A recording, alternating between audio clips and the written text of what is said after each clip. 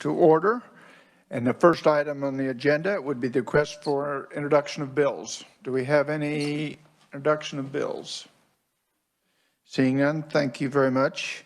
Second item on the agenda is the approval of committee minutes for, let me read these numbers off, 9, 10, 11, 16, 17, 18, 23, 24, 25, March 1st and 3rd, distributed on March 28th.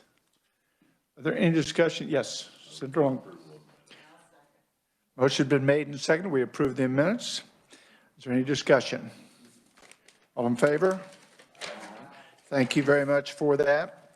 I know the next item on the agenda says confirmation hearing, but I would like to indulge and have another. We're going to do something else here for a moment. I would like to make a motion that we can reconsider the committee's action on Senate substitute for House Bill 2183. And committee, the reason for this is we have heard the comments of the people have spoken after our actions last week. So I'd like to reconsider, I'd like to make a motion that we reconsider the committee's actions on Senate substitute for House Bill 2183. We have a second on that. All in favor? Oh, yes, excuse me. Question. Thank you, Mr. Chairman. Just to clarify, that's not been read in on the Senate floor, correct? That is correct. Okay, thank you. So we can pull it back and it has not been read in. So any discussion? All in favor? Aye. Okay. Opposed? Thank you. Motion carries. I'd like to make another motion to amend by restoring the time period for when the advanced voting ballots can be transmitted by the county election office, and want to move that back from the 15 days that was in the bill to the 20 days prior to the election.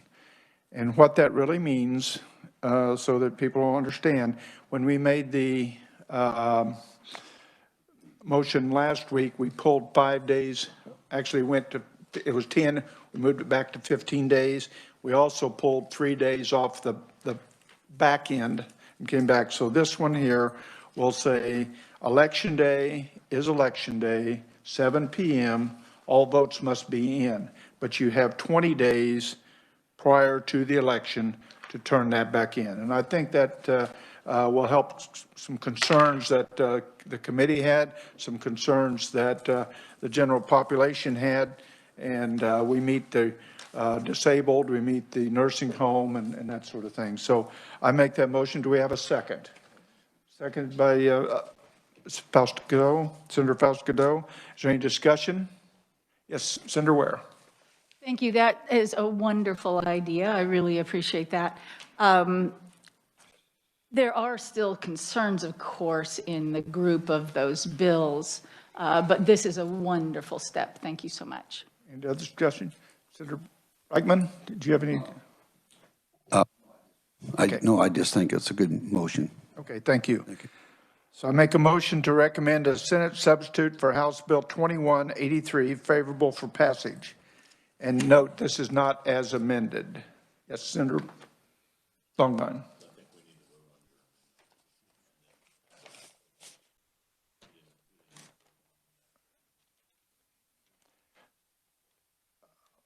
Yes, we will vote on the amendment that we previously had. So we've had a motion and we have a second. All in favor? Aye. Now we'll move forward. Thank you very much for keeping me on track. Move forward. So this motion is to recommend a Senate substitute for House Bill 2183 favorable for passage. And note, and I'm going to write this has come from Jason so that everybody understands, the substitute bill is passed favorably, not as amended, because the substitute bill has not been read in an official substitute bill. Okay? I make that motion. Do we have a second? Second. Motion been made and seconded. All in favor? Aye. Opposed? Okay. Motion, do you want to be recorded? Okay, thank you. Okay. Now, the last one I'll go to today would be a motion to reconsider the committee's action on Senate Bill 307. 307 was the bill that we took away the 3 days on the end of that bill. We have a second on that. All in discussion? Yes. I may. Run through a couple of sentences of explanation of exactly what we're voting on, please. Okay, this is the motion to reconsider what we did last week and to pull that back. That's what we're voting on here, is pull House or Senate Bill 307 back. It has not been read in. So, any further discussion? We have a motion. We had a second. All in favor? Aye. Opposed? Same sign. And thank you very much. That motion. So for now, what we have is Senate Bill 307 sitting back in this committee, and we will take no further action. We do have some action we have to take today, and we appreciate that. So thank you, committee. We appreciate your work on that.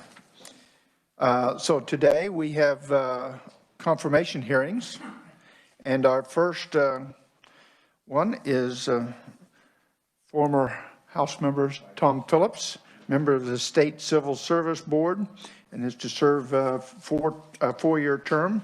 And the expiration would be 3/15/25. And welcome, Representative Phillips.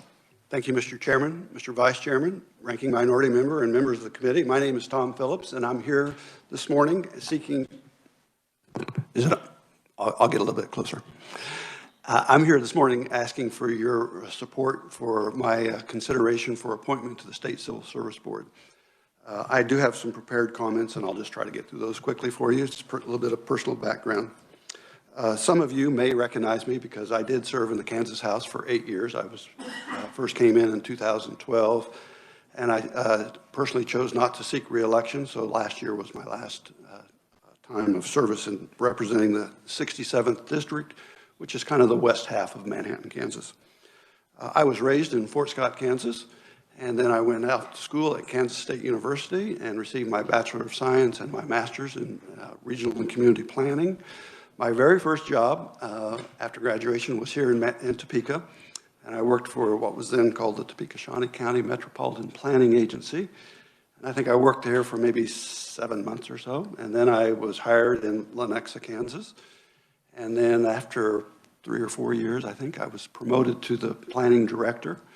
And during this time, my wife was in medical school, and I've shared the story that we could manage 2 careers and 1 son pretty effectively, but when the second son arrived, I was willing to alter my career path. And just to be totally forward with everybody, I always knew my wife was going to make more money as a physician.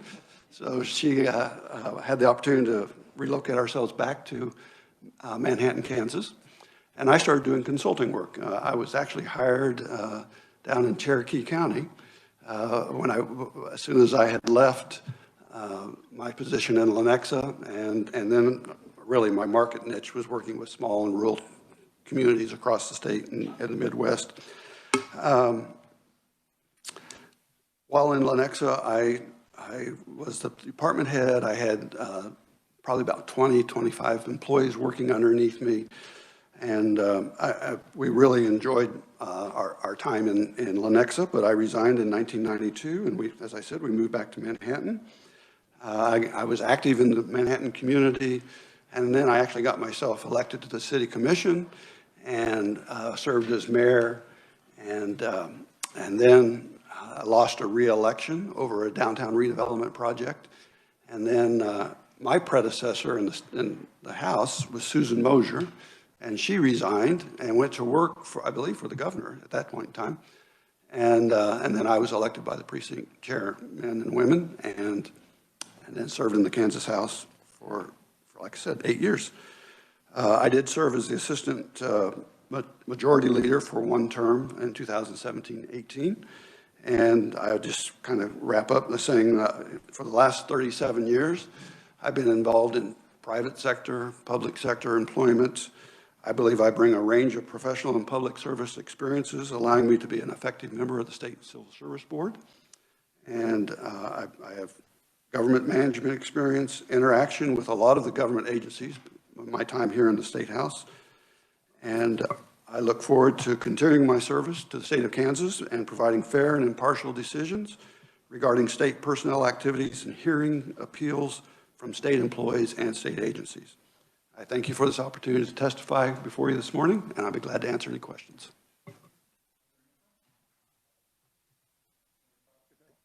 Mr. Chairman, I don't have any questions. I just want to say you have my support. And when I walked in the room and saw you, I thought, well, there he is. I hadn't seen him for a while now. It makes sense. And thank you so much. Senator Reichman. Thank you, Mr. Chair, and thank you for testifying today.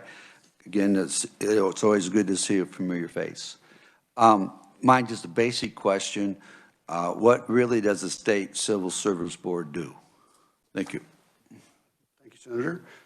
My understanding is if I'm a state employee and a scenario where I am fired and feel like I was unjustly fired, they can come before the State Civil Service Board and say, present their case and their thinking and their rationale between explaining why they thought that they were terminated unfairly. And we would have the ability to listen to both sides of the debate and discussion and make a fair and impartial decision whether that termination should be supported or not. Any further questions? Yes, Senator Ware.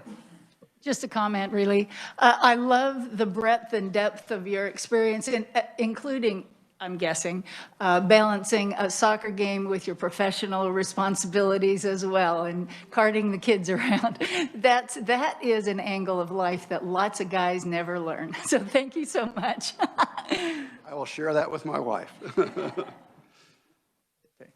Any further questions, comments?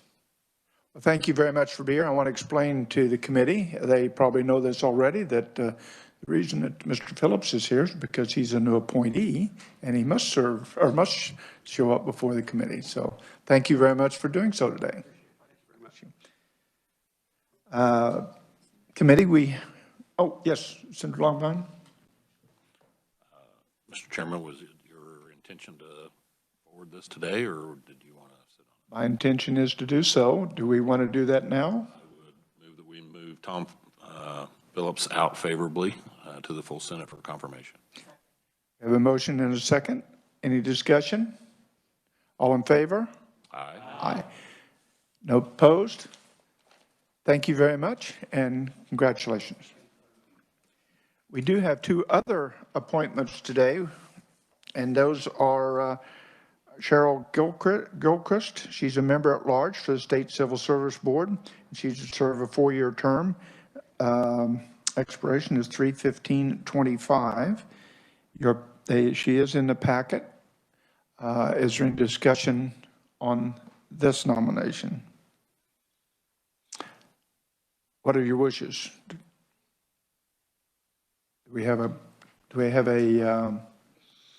motion to move this? No. Yes. Thank you, Mr. Chair. I would move that we pass Cheryl Gilchrist, her reappointment out favorably from the committee. We have a second. Second by, I had it over on the other side over there. Senator Cluse. Sorry. So motion been made and seconded. Any discussion? All in favor? Aye. Opposed? Motion carries.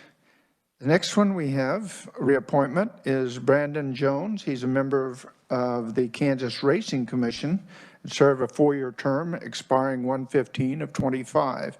Again, it is in your packet. You've had that for to study. Are there any questions on Brandon Jones? What is your wishes on? Yes, Senator Reichman. Just a comment. I noticed that he's been a state prosecutor for 21 years, and he's already served on it 6 years. So I thought that was good background. Yep. Thank you.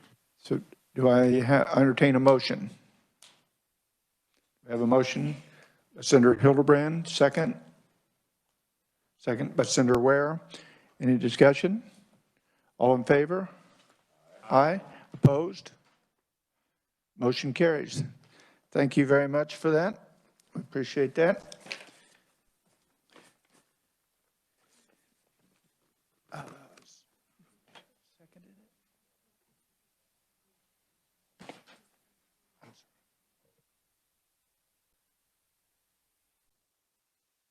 So we will close the hearings on confirmation and we'll move on to our agenda. And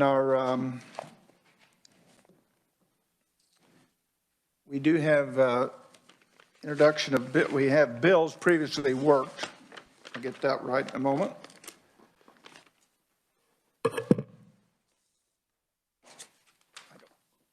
And if you do have your packets, please leave those packets with us today. Appreciate that.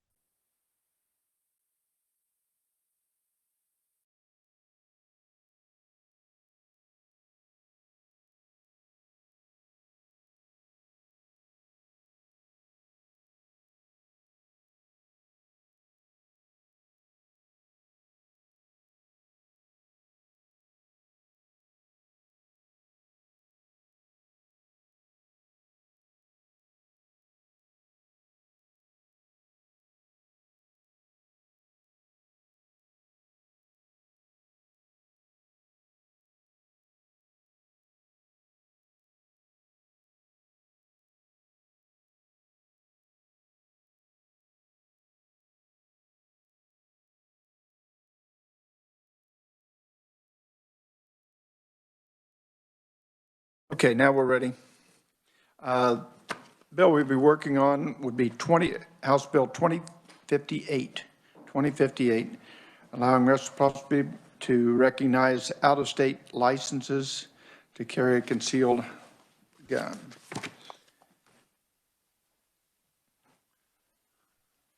Jason, could you give us a brief description of this bill? Yes, Mr. Chairman, members of the committee, as you may recall, House Bill 2058 made 3 policy changes with respect to concealed carry licensure in the state of Kansas. The first thing is there's language added to the Personal and Family Protection Act to recognize licenses issued by other jurisdictions to non-residents in Kansas to allow those non-residents to carry a concealed handgun in the state of Kansas in accordance with Kansas law if they possess such a license. The second part of 2058 was to authorize the Attorney General to issue a concealed carry authorization document if the Attorney General determines that conditions exist to make it impractical for the Division of Vehicles to issue the physical concealed carry licensure card in a timely manner, such as during a global pandemic. The Attorney General can issue an authorization document that serves the same function as the concealed carry license card until the licensee can get the card from the Division of Vehicles. The third amendment policy change under 2058 was to authorize issuance of a provisional concealed carry license to individuals who are 18 to 20. A standard concealed carry license can only be issued to persons 21 or older. This provisional license, however, would be issued to 18 to 20-year-olds under the same training requirements and other conditions, fees, and et cetera, as a standard license. The difference is an 18 to 20-year-old would be required to have a license in order to carry a concealed handgun legally in Kansas. But as you may remember, if you're 21 or older, you can get a concealed carry license, but you don't have to have a concealed carry license to carry a concealed firearm in the state of Kansas if you're 21 or older. With that, Mr. Chairman, I'd be happy to answer any questions. Thank you, Jason. The question that I had, I think maybe you'd said this and I missed it, but today an 18-year-old can open carry. Is that correct? That's correct. They can't open carry, but they are restricted. There's a criminal law that prohibits them from concealed carry. And so, as someone said during our testimony, if they put a jacket on, then they are breaking that law. Is that correct? That's correct. If they cover up the fact that they are carrying a firearm, they would be committing a crime.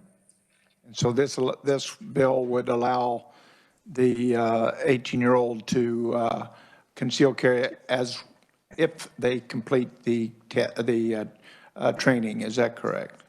That's correct. If they complete the training, pay the fees, and receive the provisional license and carry that provisional license with them, they can carry a concealed handgun at that time. Thank you, Jason. Is there any comments or questions? Yes, Senator Falscadell. Thank you, Mr. Chairman. So I appreciate the comment you just made to clarify the open and concealed carry. I still have a problem with 18-year-olds being able, so I will be opposing I just wanted to. Senator Dietrich. Thank you. So you had said fee, Jason had said fee. Is there not a fee for the open carry? Senator, there is no license required to carry a firearm openly in the state of Kansas, and it is legal to do so. So no, there's no fee that would be paid or any entity that would be paid to carry an open firearm.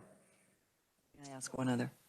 And did you also say in your summary that this requires a background check as well? So it's training, background check, fee, then you get Yes. the concealed carry license. Yes, all the requirements that must be met to get a standard concealed carry license would have to be met by the 18 to 20-year-old to get a provisional concealed carry license. Yes, Senator Ware. Thank you, Mr. Chair. You know, besides the question of whether we should have teenagers conceal carrying or not, all of the emails that I've been getting on this bill, every single one of them was concerned about the lower standards that other jurisdictions have and that they didn't want to dilute Kansas. And so between the two, it's going to be hard for me to appreciate this bill. Thank you. Thank you. I think that appreciate your comments. The training that is included in the bill and I think helps the concealed carry portion of it. Concern that we have for those of us that are on the border would be the people that are coming like from Oklahoma, from Missouri. They come into Kansas to hunt and back. And that is the reciprocal agreement is really what's important to them. So any further questions? Yes, Senator Reitman. Thank you, Mr. Speaker. I just want to mention again, for them to get the provisional license, the people applying for this, the younger ones, they got to do the standard licensing. It means they're going to have to do the training and the shooting test that's required. I know when I got my concealed carry, that's what I had to do, shoot 50 rounds, and besides the, I think it was 8 or 12 hours of classroom.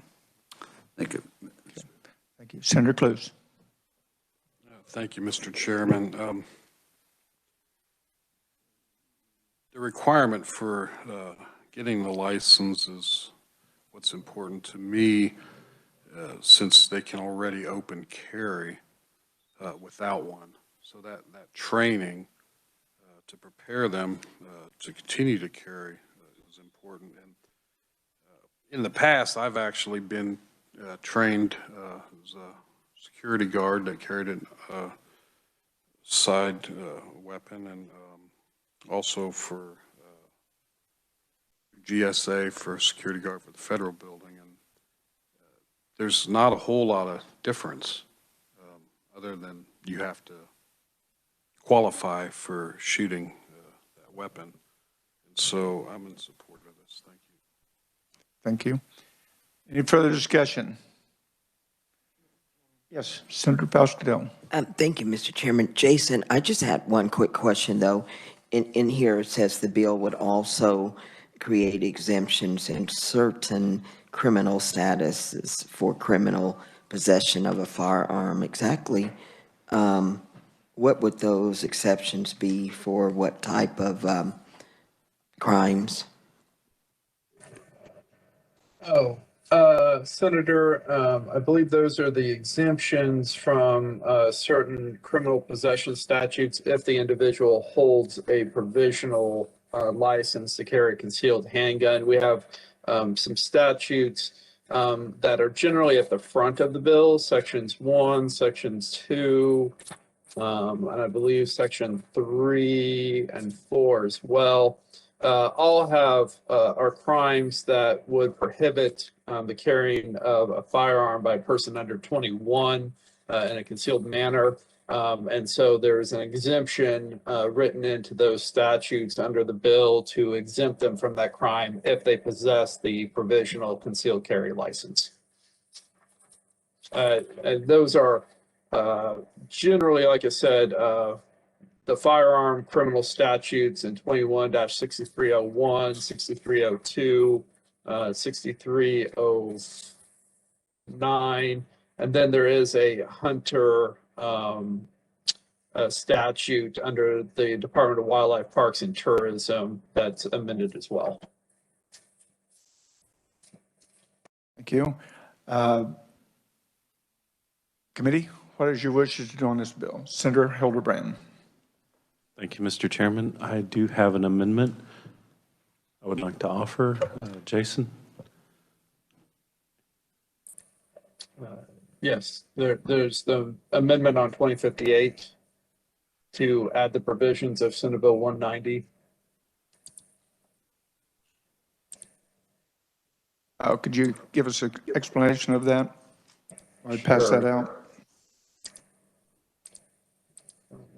Up here. Mr. Chairman, members of the committee, as you may recall, Senate Bill 190 was heard in this committee, and that was the bill known as the Kansas Protection of Firearm Rights Act. It made amendments to the expungement statutes to explicitly declare that upon expungement of a conviction that prohibited an individual from possessing a firearm, that upon expungement of that conviction, the individual would have their right to keep and bear arms fully restored, including the right to transport, receive, purchase, transfer, and possess firearms. You can see that on down here on page 11, towards the end of the attachment. The bill also, the amendment and Senate Bill 190 also made amendments to 21-6304, which is a statute that prohibits a convicted felon from possessing a weapon. Those amendments, which can be seen on starting on page 1 of the attachment, would have clarified that the felony conviction, the individual must have used the firearm in commission of the crime. It removed those crimes that did not involve use of the firearm to reduce some of those, so that individuals cannot be convicted under a statute unless they used the firearm in the commission of the crime or it was otherwise a serious person felony.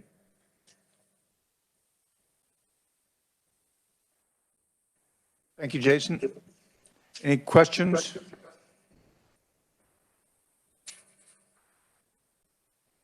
Seeing none, we have a motion. Do we have a second? Motion been made and seconded. Any discussion on the motion? Senator Cluse made the second. Discussion, yes. Senator Ware. Thank you, Mr. Chair. As usual, I'm hesitant to expand any access to guns in general. I understand, though, that this feels a little bit like how we allow a felon who is now off papers to vote again. And so on that basis, I guess I'm going to pass. Any other discussion?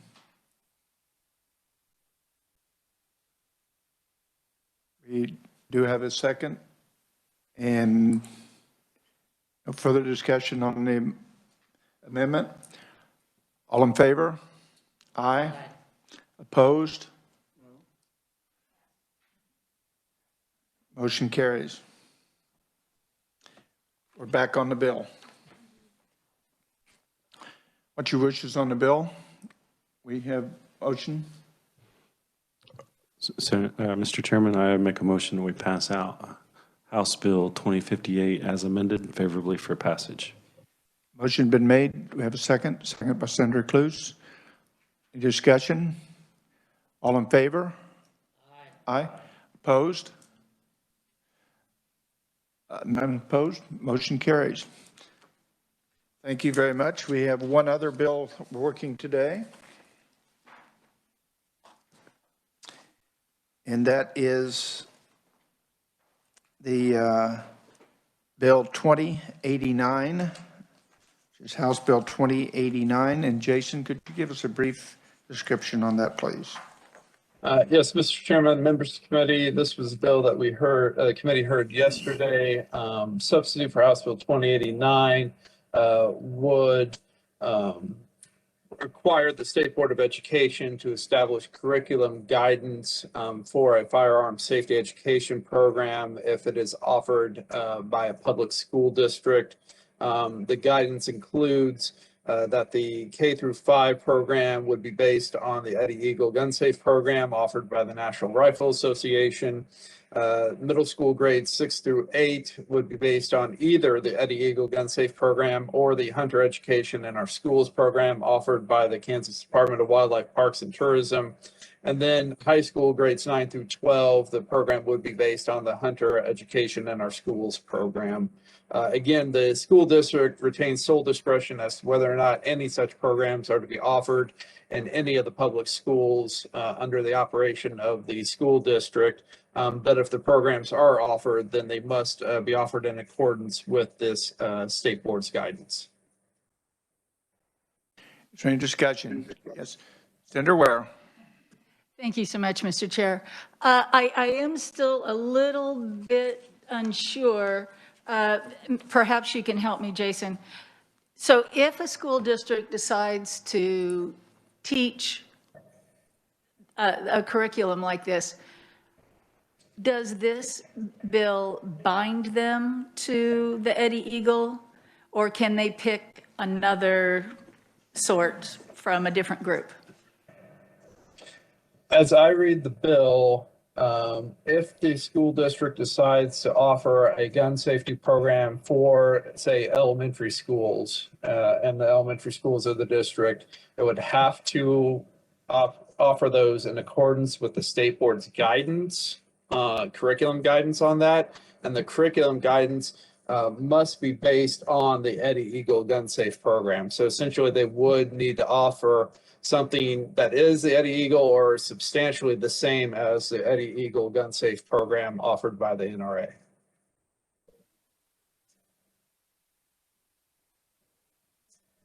Turning that off and on. Thank you very much. Any further discussion? Yes. Senator Pals-Cadot. Mr. Chairman, I just want to state for the record, the concept of the bill when we speak of Eddie the Eagle and training, I think that's important.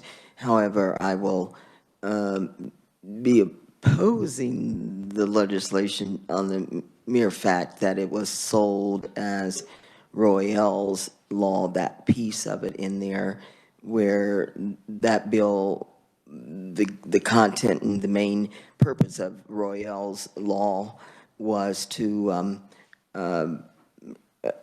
different language, and if Jason could just express the difference of, but being that it's this legislation 2089 is being sold as Royale's piece, it's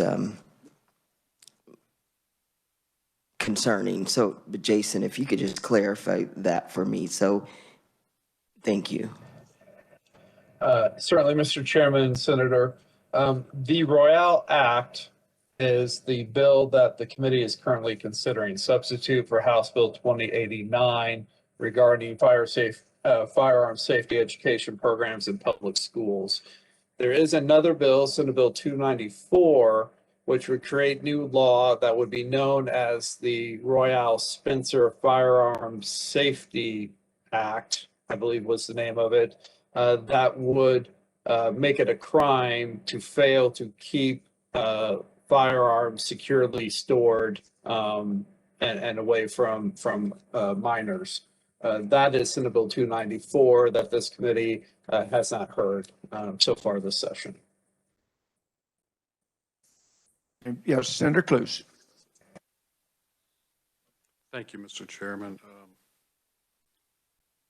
I like this Eddie Eagle because kids learn by repetition, and I was reminded, stop, don't touch, run away, tell a grown-up.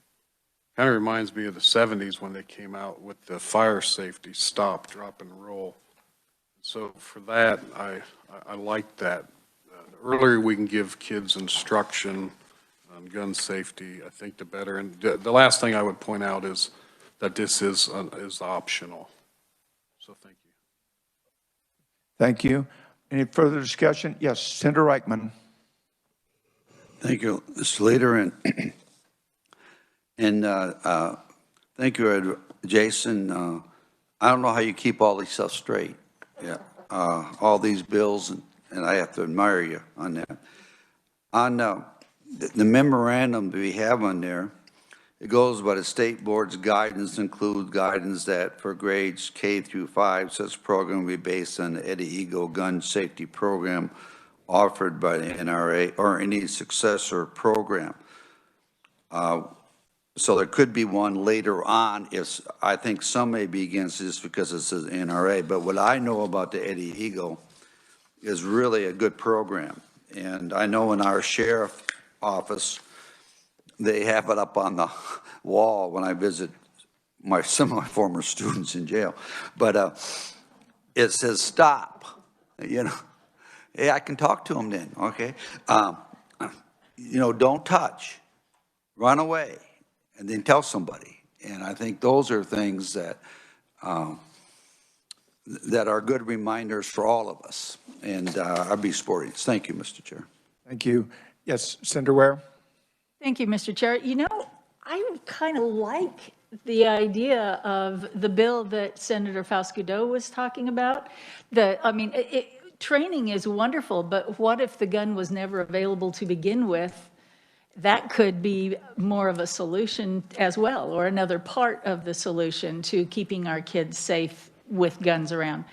I'd love to hear that bill. Thank you. Thank you. Yes, Senator Faust-Godot. Mr. Chairman, thank you. Jason, so was that amendment Royale's law offered in the House? Yes, the provisions of Senate Bill 294 was offered as a floor amendment during the House floor debate on substitute for House Bill 2089. And did it failed, obviously? Yes, it failed. Yes. Oh, thank you. And then I'll say the Senator Reichman has convinced me to just pass. Thank you. Senator Hildebrand. Thank you, Mr. Chairman. I do have an amendment. Pass that out, please. And Jason, could you give us a brief on that amendment, please?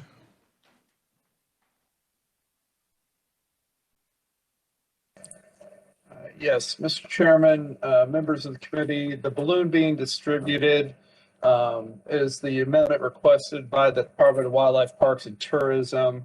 They requested that in addition to the hunter education in our schools program that the department offers for grades 6 through 12 as an option, that the local board of education have the discretion to also select any other firearm safety education program that is offered by the Department of Wildlife Parks and Tourism. So they would not be locked in to the Hunter Education in Our Schools program necessarily. They could choose one of the other fire safety education programs the department offers, and that would be available in any of the grades 6 through 12 if the school district elects to offer a firearm safety education program for any of those grades.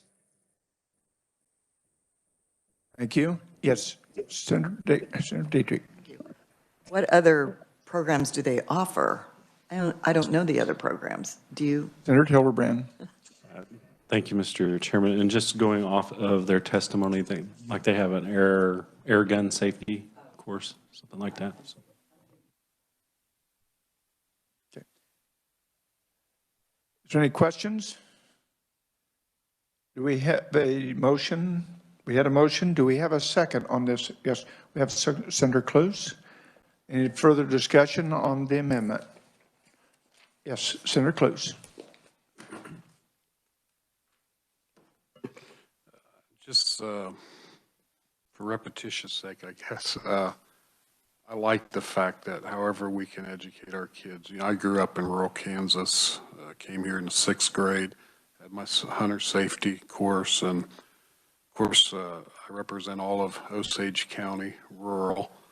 And so when it comes to safety and firearms, I don't think we can do enough to offer and have options for people to learn. So I'm supportive of this amendment. Thank you. Thank you. Any further discussion? Yes, Senator Peterson. Thank you, Mr. Chairman. As a former hunter safety instructor, I too support this. I know the air gun safety in that is transferable to regular firearms. The hunter safety sometimes carries in a little more into hunting, like identification of animals, how to tell their age, how to tell the difference between an elk and a deer. So I do support this amendment. Appreciate the senator for bringing it. Thank you. Further discussion? Okay. We're on the amendment. We have a motion. We have a second. All in favor of the amendment, say aye. Aye. Opposed? You would like to be recorded. Okay. Thank you. Senator Ware, and did you want to be recorded or? Okay. Thank you. Motion carries. Yes, Senator Hildebrand. If there are no other amendments, I'd like to make a motion that we pass out Senate Bill or House Bill 2089 as amended favorably for passage. Substitute for House bill, is that correct? That is correct. Thank you. As amended. So any further discussion? All in favor? Huh? Senator Peterson seconded it, right? Yes. Okay, once again, all approved? Aye. Against the bill? 1, 2. Thank you very much. Motion carries. Senator Ware, you want to be recorded? Yes. Well, committee, that concludes our official business for the year. I thank you very much for all the help. First of all, I want to thank Jason for being our reviser. He has done an excellent job. Staff has been we would not be here without the staff. So thank you very much, staff. We appreciate all you do. And thank you for the committee. Now, having said that, we might get assigned a different day or something later, but right now that's the official end of the deal. So thank you very much, and this meeting is adjourned.